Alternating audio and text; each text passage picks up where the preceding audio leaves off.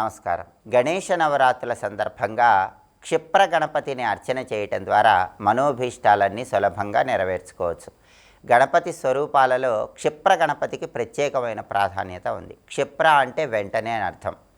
మన మనస్సులో ఉన్నటువంటి కోరికలు వెంటనే నెరవేర్చే గణపతి కాబట్టి ఆయన్ని క్షిప్ర గణపతి అనే పేరుతో పిలుస్తారు. ఈ క్షిప్ర గణపతికి సంబంధించి ప్రత్యేకమైన అర్చన మనకు గణేష పురాణంలో చెప్పడం జరిగింది.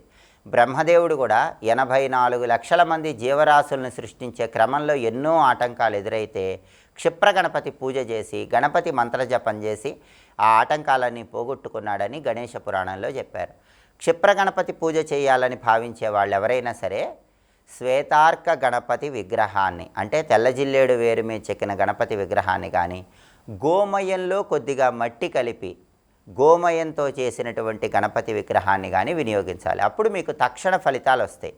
ఏ గణపతి విగ్రహాన్నైనా ఉపయోగించి క్షిప్ర గణపతి పూజ చేసుకోవచ్చు. బంగారు గణపతి, వెండి గణపతి, రాగి గణపతి, పంచలోహ గణపతి, మట్టి గణపతి, ఏ గణపతినైనా పూజించుకుంటూ క్షిప్ర గణపతి పూజ చేసుకోవచ్చు. కానీ తక్షణ ఫలితాలు రావాలంటే మాత్రం అంటే వెంటనే మీకు ఫలితం కనిపించాలంటే మాత్రం గోమయం ఆవు పేడ కొద్దిగా మట్టిలో కలిపి గణపతిని తయారు చేసుకుని కానీ తెల్లజిల్లేడు వేరు మీద చెక్కిన గణపతిని కానీ ఉపయోగించి ఈ క్షిప్ర గణపతి పూజ చేస్తే ఫలితాలు వెంటనే వస్తాయి. ఈ క్షిప్ర గణపతి అర్చన ఎలా చేయాలంటే గణేష నవరాత్రుల సందర్భంగా మీ పూజా మందిరంలో పూజ చేసుకునే పీట మీద బియ్యం పిండితో అష్టదళ పద్మం ముగ్గు వేయండి, స్వస్తి గుర్తు ముగ్గు వేయండి.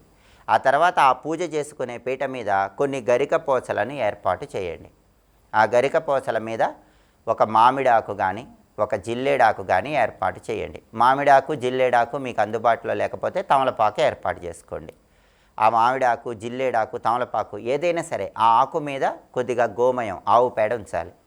ఆ గోమయం మీద మీ దగ్గర ఉన్నటువంటి గణపతి విగ్రహాన్ని ఉంచి పూజ చేయాలి. దీన్నే క్షిప్ర గణపతి అర్చన అనే పేరుతో పిలుస్తారు. పూజ ఎలా చేయాలంటే దుర్వాయుగ్మాలతో చేయాలి.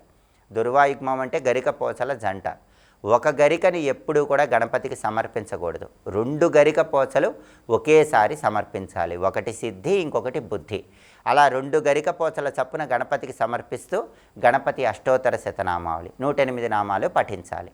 గణపతికి ఉండ్రాళ్ళు నైవేద్యంగా సమర్పించాలి. దీన్ని క్షిప్ర గణపతి అర్చన అనే పేరుతో పిలుస్తారు. అలాగే ఈ క్షిప్ర గణపతి అర్చనలో పంచపుష్ప పూజ అని ఒక ప్రత్యేకమైన పూజ కూడా చెప్పారు. అంటే మన మనోభీష్టాలు తొందరగా నెరవేరటానికి గణపతిని క్షిప్ర గణపతిగా పూజించే క్రమంలో 5 రకాలైన పుష్పాలు ఉపయోగిస్తూ అర్చన చేస్తే చాలా మంచిది.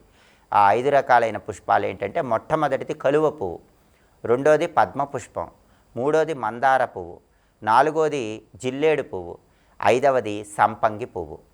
ఈ 5 పుష్పాలతో గణపతిని పూజించటం అలాగే అటుకులు బెల్లం నైవేద్యంగా సమర్పించడం ద్వారా కూడా అద్భుత ఫలితాలు కలుగుతాయి.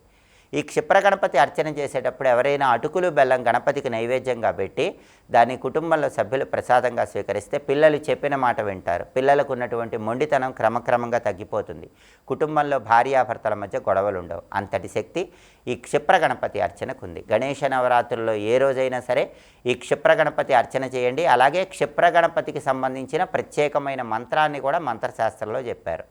ఈ పూజ చేసేటప్పుడు 108 గణపతి నామాలు చదువుకోలేని వాళ్ళు క్షిప్ర గణపతికి సంబంధించిన మంత్రాన్ని 21 సార్లు పఠించినా అద్భుత ఫలితాలు కలుగుతాయి. అలాగే గణేష నవరాత్రుల్లో ప్రారంభించి ప్రతిరోజు క్షిప్ర గణపతి మంత్రం చదువుకుంటూ ఉంటే ఆయన వెంటనే మీకు ఫలితాలను చూపిస్తాడు.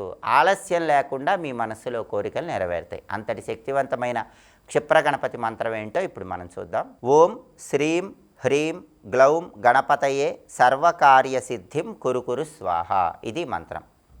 గురువు ద్వారా ఉపదేశం తీసుకొని క్షిప్ర గణపతి మంత్రం చేసుకోవాలనుకునే వాళ్ళు ఈ మంత్రం చదువుకోండి. గురువు ద్వారా ఉపదేశం తీసుకోవటం వీలు కాని వాళ్ళు గం క్షిప్ర ప్రసాదనాయ నమః మంత్రం చదువుకోండి. కాబట్టి క్షిప్ర గణపతి అర్చన సందర్భంగా ఏ క్షిప్ర గణపతి మంత్రాన్ని పఠిస్తూ ఉంటే తొందరగా మనసులో కోరికలు నెరవేరుతాయో ఇంకొకసారి చూద్దామా మరి. ఓం శ్రీం హ్రీం గ్లౌం గణపతయే సర్వకార్యసిద్ధిం కురుకురు స్వాహ. ఇది గురుముఖత తీసుకొని చెప్పించాల్సిన మంత్రం. గురువు లేనప్పుడు గం క్షిప్ర ప్రసాదనాయ నమః ఈ మంత్రాన్ని పఠించాలి. అలాగే ఈరోజు వామన జయంతి, శ్రీ మహావిష్ణువు వామన రూపంలో ఆవిర్భవించిన రోజు కాబట్టి ఎవరికైనా పెరుగు దానం ఇచ్చినట్లయితే ఆర్థిక ఇబ్బందులు తొలగింపజేసుకొని సమస్త శుభాలను సిద్ధింపజేసుకోవచ్చు. స్వస్తి.